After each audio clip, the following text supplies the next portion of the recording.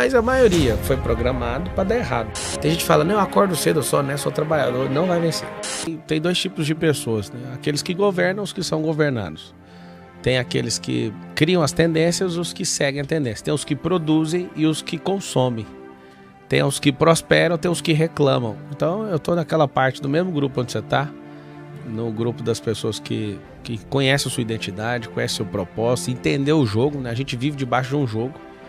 E se você não entender que tem como crescer no jogo, logo você vira tabuleiro para alguém sapatear em cima de você. Tem um versículo na Bíblia que fala assim, ó: todas as coisas cooperam para o bem daqueles que amam a Deus e são chamados segundo o seu propósito. O que significa isso?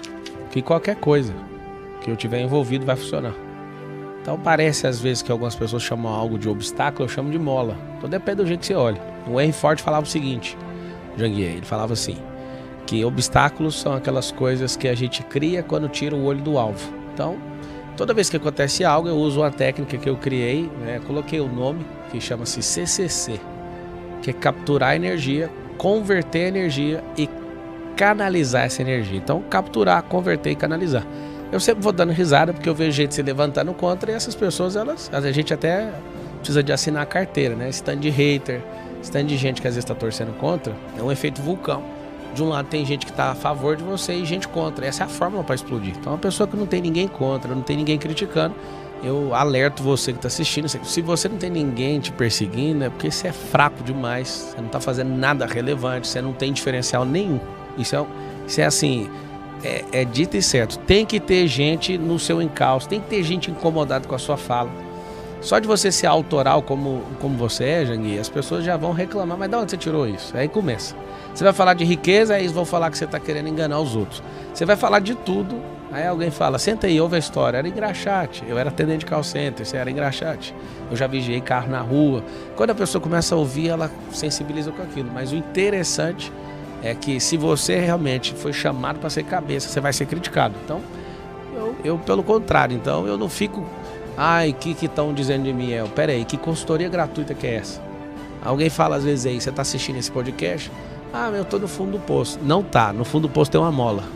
Ah, esse aqui estão tentando me parar, pelo contrário, estão te perseguindo para aumentar a sua velocidade. Então depende da cabeça que você tem. Dá para reconfigurar isso aí. Esse papo só quer ganhar dinheiro. Eu queria que você estivesse comigo. Num ano rodando dentro de um carro 40 mil quilômetros para dar palestra gratuita para os outros. Eu queria que você estivesse comigo nas milhares que eu não contei de lives. Hoje, se você perguntar para tanta gente aí, você vai dormir, eu tô ao vivo, e quando você acorda, eu tô ao vivo na madrugada. Então, as pessoas gostam de criticar o fruto, né? Mas ninguém viu a gente trabalhando na terra, ninguém viu a gente comprando semente, ninguém viu a gente fazendo essas questões, né?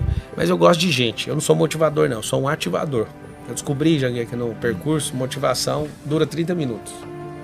Então eu não gosto de empolgação, eu gosto de dados. Tem uma frase... Motivação 30 minutos, ativação... É eterno. É eterno, você ativou a pessoa igual você. Alguém pode chegar em você agora e falar, vou te dar um salário de 10 milhões por mês para você trabalhar, para você largar as suas empresas. Você largaria? Você foi ativado, você ficou bilionário, você entrou, você subiu sua frequência, então você não é bobo. Então quando você deixou isso de lado, você foi ativado, não tem retorno, pode quebrar, pode fazer qualquer coisa, sua cabeça é uma cabeça de bilhão. Então a pessoa tem bloqueio de escassez, fique em paz, pode ler livro, pode fazer o que for, se não desbloquear não vai prosperar. A pessoa tem necessidade de aprovação, ela nunca vai ser desbravadora e ousada como a gente. Ela tem que desbloquear. A pessoa tem bloqueio de paternidade, ela gosta de ter um patrão, ela gosta de ter um líder, ela gosta de ter alguém para ficar admirando, excesso de admiração. A pessoa tem problema de criatividade, é falta de afeto, falta de ter sido pegado no colo. Mas a maioria foi programado para dar errado. Né? Mas o interessante é que a gente tem algo em comum, né? Todo mundo aqui veio de baixo. E se você não ressignificar, se você não criar novas pontes neurais, você não vai vencer na vida. Não é. Tem gente que fala, não, eu acordo cedo, eu sou honesto, sou trabalhador. Não vai vencer. Se não subir a frequência. E tem a ver com o ambiente, tem a ver com o ensino. Por exemplo, pegar o livro, você vai ter a parte teórica. Tem um método que eu criei, que chama TPC, que é a teoria, ela é a menor parte. Tem a prática, que tem que ser pelo menos 20 vezes maior. E tem a constância, que é a senhora que muda a vida de qualquer um. É você ficar obstinado nisso, até isso virar realidade. É uma coisa interessante que acontece, a pessoa quer mudar de vida, mas ela não tem coragem de treinar a vida que ela quer. Como que treina? Até cachorro é treinável, vocês têm que saber disso, não fiquem ofendidos. Você pega um cachorro, treina, ele vai obedecer os comandos. Você condiciona o cérebro dele. Agora, por exemplo, você quer ter uma vida de visitar, né, frequentar bons restaurantes, você não tem um dinheiro, mas veste sua melhor roupa e vai lá pelo menos tomar o suco.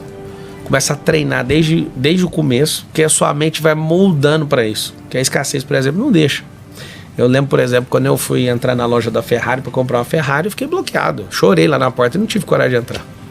Eu tinha acabado de sair da Artefato e gastado 3 milhões de reais só de mobília.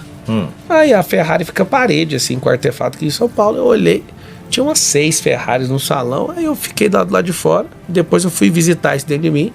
Eu contei as 6 Ferrari, falei, eu compro essas 6 Ferrari aqui, se quiser eu faço uma TED aqui agora e resolvo. Mas não tinha coragem de entrar.